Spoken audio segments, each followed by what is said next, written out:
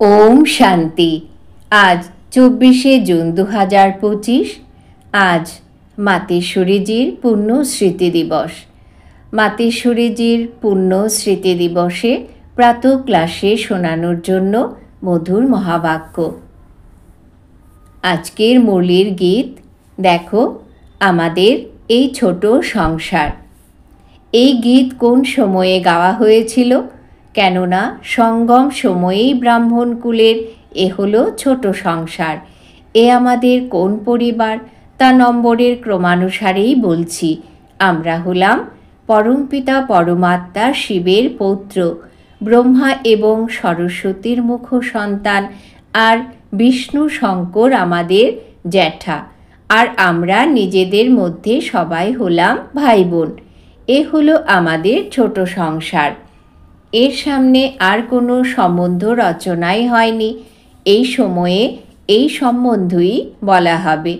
দেখো আমাদের সম্বন্ধ কত বড় অথরিটির সঙ্গে। আমাদের গ্র্যান্ড পাপা হলেন শিব। তার নাম কত বৃহৎ। তিনি হলেন সম্পূর্ণ মনুষ্য সৃষ্টির বীজরূপ। সর্ব আত্মার কল্যাণকারী হওয়ার কারণে তাকে বলা হয় হর হর ভোলানাথ শিব মহাদেব। তিনি সম্পূর্ণ সৃষ্টির দুঃখহর্তা এবং সুখকর্তা। তার কাছে আমরা সুখ, শান্তি, পবিত্রতার এক বড় অধিকার প্রাপ্ত করি। শান্তিতে কর্মবন্ধনের কোনো হিসেব নিকেশ আর থাকে না। কিন্তু এই দুই বস্তু পবিত্রতার আধারেই নির্ধারিত হয়। যতক্ষণ না পিতার পালনের সম্পূর্ণ উত্তরাধিকার প্রাপ্ত করছো, পিতার কাছ থেকে সার্টিফিকেট না পাচ্ছ, ততক্ষণ এই উত্তরাধিকার প্রাপ্ত করতে পারবে না। দেখো ব্রহ্মার ওপর কত বড় কর্তব্য। ম্লেচ্ছ 5 বিকারে ময়লা হওয়া অপবিত্র আত্মাদের ফুলের সমান বানান। যেই অলৌকিক কর্তব্যের ফল হিসেবে সত্যযুগের শ্রীকৃষ্ণ পদ প্রাপ্ত হয়। এখন দেখো সেই পিতার সঙ্গে তোমাদের কেমন সম্বন্ধ। তাই তোমাদের কত নিশ্চিন্ত এবং খুশিতে থাকা উচিত। এখন প্রত্যেকেই তাদের মনকে জিজ্ঞাসা করো, আমরা তার রীতি অনুযায়ী পূর্ণতা প্রাপ্ত করেছি কি? তোমাদের চিন্তা করা উচিত। যখন পরমাত্মা বাবা এসেছেন, তখন আমরা তার কাছ থেকে সম্পূর্ণ উত্তরাধিকার প্রাপ্ত করব। স্টুডেন্টদের কাজ হলো সম্পূর্ণ পুরুষার্থ করে স্কলারশিপ প্রাপ্ত করা। তাহলে আমরা কেন প্রথম নম্বর লটারি উইন করব না? এ হলো বিজয় মালাতে গ্রথিত হওয়া। বাকি কেউ কেউ আছে যারা দুটো লাড্ডুই ধরে বসে আছে। এখানকার জাগতিক সুখও গ্রহণ করব, আর ওখানেও বৈকুণ্ঠের কিছু কিছু সুখ প্রাপ্ত করব। এমন বিচার সম্পন্ন যারা, তাদের মধ্যম এবং কনিষ্ঠ পুরুষার্থী বলা হবে, নাকি সর্বোত্তম পুরুষার্থী বলা হবে? বাবা যখন দেওয়াতে কার্পণ্য করেন না, তাহলে যারা গ্রহীতা তারা কেন করে? তাই তো গুরু নানক বলেছিলেন, পরমাত্মা তো দাতা, তিনি সমর্থ, কিন্তু আমাদের গ্রহণের কোনো শক্তি নেই।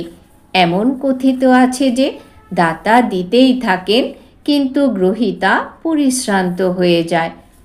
তোমাদের মনেও হবে যে আমরা কেন চাইব না যে আমরাও এমন পদ প্রাপ্ত করি। কিন্তু দেখো বাবা কত পরিশ্রম করেন, তবুও মায়া কত বিঘ্ন সৃষ্টি করে। কেন? এখন মায়ার রাজত্ব সমাপ্ত হয়ে যাবে। এখন মায়া তার সব খেলা খেলেছে। তাই তো পরমাত্মা আসেন। তার মধ্যে সমস্ত রস সমাহিত হয়ে আছে। তার থেকে সর্ব সম্বন্ধে রস প্রাপ্ত হয়। তাই তো তমেব মাতাশ্চ পিতা তমেব ইত্যাদি মহিমার গায়ন সেই পরমাত্মার সম্বন্ধেই রয়েছে।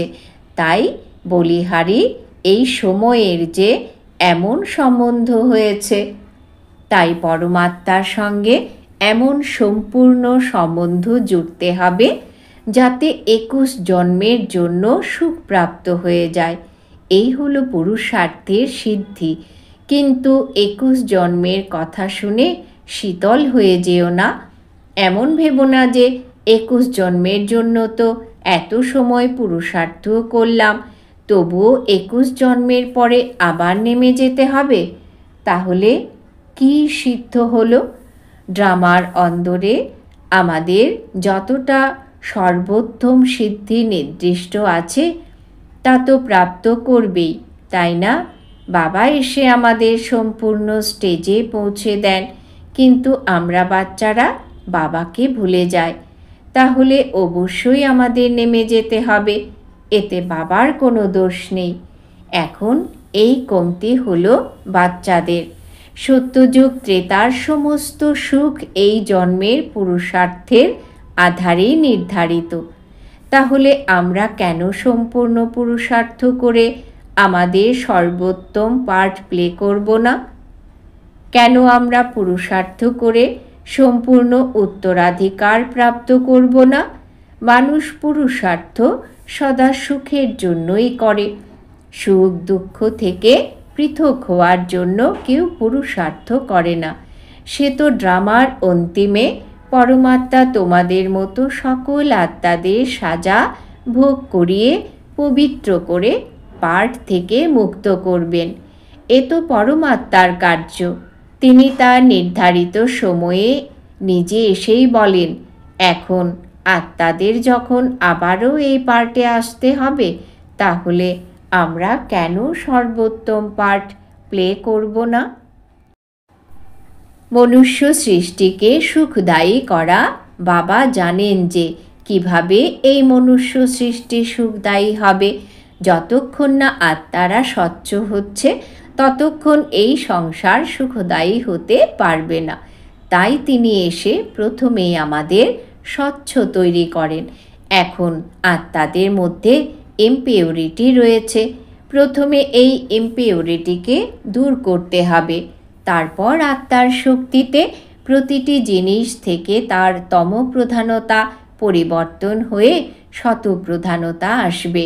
তখন যাকে বলবে যে এই গোল্ডেন এজে এসে যাও, তত্ত্ব সমেত সব কিছুই তখন গোল্ডেন এজে এই স্টেজে চলে যায়। প্রথমে কিন্তু আত্মার স্টেজ পরিবর্তন হয়। তাই আত্মাদের পরিবর্তনকারী অর্থাৎ আত্মাদের পিউরিফাইড করেন যিনি, সেই তিনিই অথরিটি হয়ে গেলেন। তোমরা তো দেখেছ যে এখন দুনিয়ার পরিবর্তন হয়ে যাচ্ছে। প্রথমে তো নিজেকে পরিবর্তন করতে হবে। আমরা যখন নিজেকে পরিবর্তন করতে পারব, তখন সেই আধারে এই দুনিয়ার পরিবর্তন হয়ে যাবে। এখনো পর্যন্ত যদি আমাদের মধ্যে ফারাক না আসে, নিজেকেই যদি পরিবর্তন করতে না পারি, তাহলে দুনিয়া কিভাবে পরিবর্তন হবে? তাই রোজ নিজেকে পর্যবেক্ষণ করো। যেমন যারা পোতামেল লেখে, তারা যেমন রোজ রাতে নিজের খাতা দেখে, আজ কি জমা হলো। সবাই নিজের হিসেব রাখে। তাই এও নিজের পোতামেল রাখতে হবে। সারাদিনে আমরা কত লাভ করেছি, কত লোকসান হলো। যদি লোকসানে বেশি কিছু ক্ষতি হয়ে যায়, তাহলে দ্বিতীয় দিন আরও সাবধান থাকতে হবে। এইভাবে নিজের প্রতি অ্যাটেনশান রাখলে আমরা লাভের দিকে যেতে যেতে আমাদের যে পজিশন প্রাপ্ত হয়েছে তাকে ধরতে পারব। তাই এমন পর্যবেক্ষণ করতে করতে নিজের পরিবর্তন অনুভব করা উচিত। এমন নয় যে আমি তো দেবতা হব, ও তো পরে হবে, এখন যেমন আছে তেমন ঠিক আছে, এমন নয়। এখন থেকেই সেই দৈবী সংস্কার তৈরি করতে হবে। এখন পর্যন্ত 5 বিকারের বশীভূত যে সংস্কার চলছিল, দেখতে হবে যে আমাদের এই বিকার দূর হচ্ছে কি। আমাদের মধ্যে যে ক্রোধ ইত্যাদি ছিল তা দূর হচ্ছে তো? লোভ মোহ ইত্যাদি যা ছিল সেই সব বিকারী সংস্কার পরিবর্তন হচ্ছে তো? যদি তা পরিবর্তন হয়ে যাচ্ছে বা দূরীভূত হয়ে যাচ্ছে, তাহলে মানবে যে আমরাও পরিবর্তন হয়ে যাচ্ছি। যদি দূরীভূত না হয় তাহলে বুঝবে যে এখনো আমরা পরিবর্তন হইনি। তাই এই পরিবর্তনের ফারাক অনুভব হওয়া চাই। নিজের মধ্যে চেঞ্জ আসা উচিত। এমন নয় যে সারাদিন বেকারি খাতাতেই চললে, বাকি মনে করলে যে আমরা কোনো ভালো দান পুণ্য করেছি, ব্যাস এমন নয়। আমাদের যে কর্মের খাতা চলে তার সুরক্ষাই আমাদেরই করতে হবে। এই সমস্ত পোতামেল রাখতে হবে।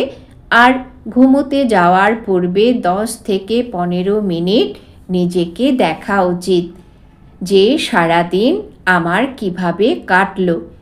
কেউ কেউ আবার নোটও করে, কেননা পূর্ব পাপের যে বোঝা মাথার উপর আছে তাও দূর করতে হবে। এর জন্য বাবার নির্দেশ হলো আমাকে স্মরণ করো। তাহলে আমরা কত সময় সেই স্মরণের জন্য দিয়েছি, কেননা এই চার্ট রাখলে তৃতীয় দিন তোমরা সাবধান থাকবে। এমন সাবধান থাকতে থাকতে তোমরা সাবধান হয়ে যাবে। তখন আমাদের কর্ম ভালো হতে থাকবে, আর এমন কোনো পাপ হবে না। তাই এই পাপ থেকেই তো রক্ষা পেতে হবে, তাই না? আচ্ছা, মিষ্টি মায়ের মিষ্টি মিষ্টি বাচ্চাদের প্রতি স্মরণের স্নেহ সুমন আর গুড মর্নিং। আমরাও আমাদের অতি প্রিয় অতি মিঠা বাপদাদা এবং মিষ্টি মাকে মায়ের প্রতি স্মরণের স্নেহ সুমন আর গুড মর্নিং। সন্দেশের তনের দ্বারা সরস্বতী মায়ের অব্যক্ত প্রভুর মিলন এবং সংবাদ। বেটি শ্রী রাধে, দেখো তোমার কাছে কে এসে পদার্পণ করেছেন। কত বড় শক্তি যে তোমার সঙ্গে কথা বলছেন। আমার আশার রহস্য থেকে তুমি নিজেকেও জানতে পারো।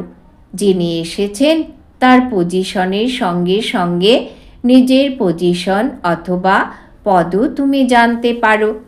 হে রাধে বেটি, তুমি আমার তেজ দেখতে চাও কি? আমি চাইলে 1 সেকেন্ডে বিনাশ করতে পারি, কিন্তু তা আমি করি না। কেননা বিরাট ফিল্ম অনুসারে যে যে কর্তব্য যার যার দ্বারা যেভাবে প্লে হওয়ার তা অবশ্যই সেইভাবে প্লে হবে। অব্যক্ত প্রভু, যিনি অনাদি নিয়ম জানেন, তিনি এসেই অনাদি নিয়মের পরিচয় দান করেন। এই সমগ্র সৃষ্টির অনাদি খেলা এই স্টেজে প্লে হয়, তাই প্র্যাকটিক্যাল প্লে হওয়াতে সময় নেয়। যদি এত বছরের খেলা 1 সেকেন্ডে সম্পূর্ণ করে দেই, তাহলে বাকি খেলা চলবে কিভাবে? তাই যে যে সমস্যা যেভাবে দেখার অথবা সহন করার আছে তা সেভাবেই সেই অপূর্যপরি রহস্যের সঙ্গে রিপিট হয়। এ হলো অপূর্যপরি রিপিটেশন, যা দেখে প্রিয় মাম্মা রাধে তুমি আর আমি কত হর্ষিত হই। এই বিরাট ড্রামার সমস্ত পার্ট যিনি টেস্ট নেবেন তিনি এসেছেন। এই খেলা যিনি চালাচ্ছেন তিনি যদি চান 1 সেকেন্ডে এই ড্রামাকে ড্রপ করিয়ে নতুনভাবে শুরু করে দিতে পারেন, কিন্তু তা তিনি করবেন না। কেননা ঈশ্বরকে এই সাধারণ রীতিতেই কর্তব্য করতে হয়। স্বয়ং সর্বশক্তিমান নিরাকার ঈশ্বর সাকারে আছেন, কিন্তু সাধারণ বেশে। এই হলো ভুল ভুলাইয়ার খেলা। যা যে জানতে পারবে তিনি হলেন সর্বজ্ঞ। বেটি শ্রী রাধে, প্রিয় বাচ্চাদের এই সহন করার মার্গ অবশ্যই তৈরি করতে হবে। যদ্যপি আমি চাইলে আমার বৎসদের জন্য এর সহজ মার্গ বানাতে পারি, কেননা সাক্ষাৎকার করানোর চাবি আমার হাতেই আছে। যদি কোনো ধনবান ভক্তকে কোনো দেবতার সাক্ষাৎকার করিয়ে দেই, তাহলে সে তার সমস্ত ধন নিয়ে এসে যজ্ঞতে নিজেই সহায় করে দেবে। কেননা ঈশ্বর তো সমস্ত ধনবানেরও ধনবান, কিন্তু তোমার পিতা চায় যে আমি আমার বেগার্স প্রিয় বৎসদের প্রিন্স আর প্রিন্সেস তৈরি করব। তাই তোমরা এইসব সহন করার পরেই গিয়ে প্রিন্স আর প্রিন্সেস হবে। পিতা জানেন যে বাচ্চাদের এই সহন করার মার্গ অবশ্যই তৈরি করতে হবে, কেননা সহন করা হলো ঈশ্বরীয় এবং দৈবী গুণ, যাতে খুশি বিলীন হয়ে থাকে। এই গুণের দ্বারাই ঈশ্বরীয় সুখের অনুভব হয়। সহন করেও তোমরা কত আনন্দে থাকো, এ হলো গোপনীয় জ্ঞান। এমনভাবেই অনাসক্ত যোগী স্থায়ী সুখ প্রাপ্ত করে। এখন তো পরীক্ষার সময় নিকটে এসে গেছে। প্রত্যেক বাচ্চা এই আগত পরীক্ষাকে ইন অ্যাডভান্স সামনে রেখে সেই অভ্যাসে যেন চলতে থাকে। যদি কোনো বাচ্চা খাওয়া দাওয়া ইত্যাদি নাও পায়, তবুও বেপরোয়া বাদশাহ হয়ে যেন উপস্থিত হয়। নিজের এমন সুন্দর অবস্থা দীর্ঘ সময় ধরে ধারণ করতে হবে। কেউ যদি মনে করে যে সেই সময় নিজেই চলে যাব, এ কথা মনে করা হলো নিজেকে ধোঁকা দেওয়া। তাই প্রথম থেকেই সাবধান হয়ে থাকতে হবে।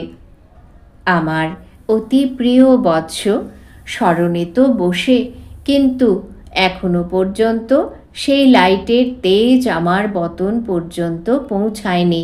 প্রত্যেকেই যখন লাইট স্বরূপ হয়ে উপস্থিত হবে, তখন তাদের যোগের তেজ আমার বতনে আসবে। তখনই তাদের প্রত্যেকের সম্পূর্ণ লাইট তাদের মধ্যে প্রবেশ করবে। এই সময়েই এই দুনিয়াতে শক্তিদের মহিমা হবে। তাই প্রত্যেককেই তাদের বিশ্বাসে স্থির থাকতে হবে যে আমি যদি নিচে নামতেও চাই, তবুও যেন না নামে। হে শিরোমণি শক্তি রাধে, শক্তিদের জ্ঞান নিষ্ঠা বলে আর মুখ দিয়ে মুরলি বলাতে সদা তৈরি থাকা উচিত। তোমাকে তোমার একরস ঈশ্বরীয় সৃষ্টির দ্বারা প্রত্যেককেই স্নেহের দৃষ্টিতে নিজের মধুর বীণার দ্বারা পরিচয় দিতে হবে যে আমি কে আর আমার পিতাকে। কিভাবে ব্রহ্মার মধ্যে ভগবান প্রত্যক্ষ হয়েছেন, যিনি এই অন্তের সময়ে ডেভিল ওয়ার্ল্ডকে শেষ করে নিজের দেশ দেব দুনিয়াতে নিয়ে যাচ্ছেন। হে রাধে বেটি, যখন প্রত্যেকের অবস্থা দীপকের ললার সদৃশ্য স্থিতিশীল থাকবে, তখনই সূক্ষ্ম অন্ত প্রেরণাকে ধরে নিজের কার্য সম্পূর্ণ রীতিতে সিদ্ধ করতে পারবে। জ্ঞান অনুসারে যেমন অবস্থা হবে, ততই প্রেরণাকে স্পর্শ করতে পারবে। সেই অবস্থাতে যত লাগাতার থাকবে, ততই সম্পূর্ণ প্রেরণা টাচ করতে পারবে। অহো বেটি রাধে, আমার স্বরূপ তো দেখো।